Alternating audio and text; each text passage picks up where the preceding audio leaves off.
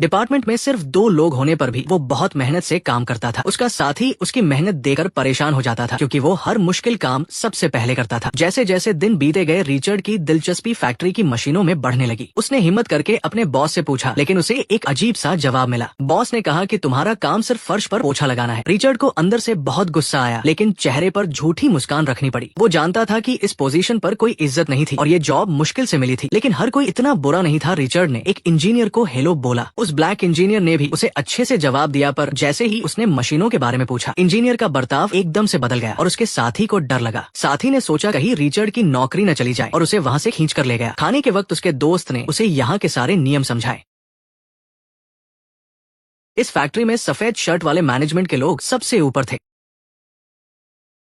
उनके नीचे डिपार्टमेंट के मैनेजर थे जिनकी कोई पेंशन नहीं थी, और सबसे नीचे मशीन चलाने वाले ऑपरेटर थे जिनका काम मशीनों की देखभाल करना था। डैनी नाम का ब्लैक इंजीनियर इन सब में सबसे ज्यादा काबिल था, लेकिन 10 साल से ज्यादा काम करने के बाद भी उसका प्रमोशन नहीं हुआ था। यहाँ के नियम समझने के बाद रिचर्ड का आगे बढ़ने का इरादा और भी पक्का हो गया। वो पूरी जिंदगी सिर्फ पोछा नहीं लगाना चाहता था, वो अपने बॉस फ्रिटो जैसा बनना चाहता था। फ्रिटोले पेप्सी कंपनी का एक बहुत बड़ा और जाना माना नाम था। वो अकेला ऐसा इंसान था जिसने कोका कोला को सीधी टक्कर दी थी। आगे बढ़ने की इसी चाहत में उसने अपना पुराना तरीका फिर से आजमाया। वही बरीतो जिसे गोरे लोग पसंद नहीं करते थे, वो डैनी पर काम कर गया। शायद दोनों ने मुश्किल दिन देखे थे, इसलिए डैनी का दिल धीरे धीरे पिघलने लगा। उस दिन के बाद डैनी उससे सबसे ज्यादा बात करने वाला इंसान बन गया। रिचर्ड भी चुपके से उसके पीछे रहकर मशीनों के बारे में सीखने लगा। कभी कभी तो वो मशीनों में आई खराबी को भी पहचान लेता था। रिचर्ड की सीखने की तेज इच्छा देखकर डैनी का नजरिया बदल गया। बाद के दिनों में डैनी अनजाने में ही उसे अपना सारा हुनर सिखाने लगा। उसे रिचर्ड में एक ऐसा आदमी दिखा जो अपनी किस्मत से हार नहीं मानना चाहता था। उसे रिचर्ड में अपना पुराना जोशीला रूप दिखाई दिया। डैनी ने कहा कि तुम्हें बस मशीनों की आवाज को सुनना है। मैं तुम्हें बता सकता हूँ कि कौन सी मशीन का बेल्ट या ड्रम खराब है। ये सब मैं अपना मुंह बंद रखकर ही पता लगा लेता हूँ।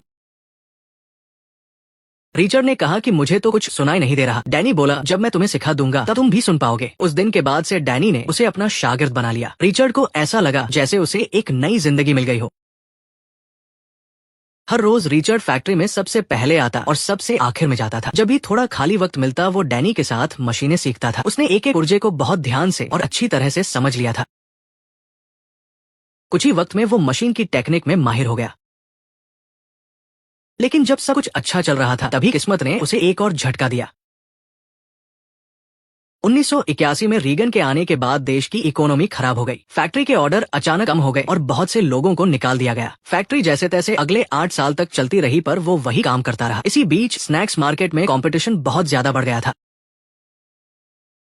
फ्रिटोले के प्रेसिडेंट ने फालतू खर्चे कम करने का फैसला किया। इसका सबसे पहला असर नीचे काम करने वाले लोगों पर पड़ा। प्रेसिडेंट ने अपने एम्प्लॉयज से बात करने के लिए एक वीडियो रिकॉर्ड किया, लेकिन जब वीडियो चला तो सिर्फ रिचर्ड ही उसे ध्यान से देख रहा था। प्रेसिडेंट चाहता था कि हर एम्प्लॉय एक मालिक की तरह सोचे।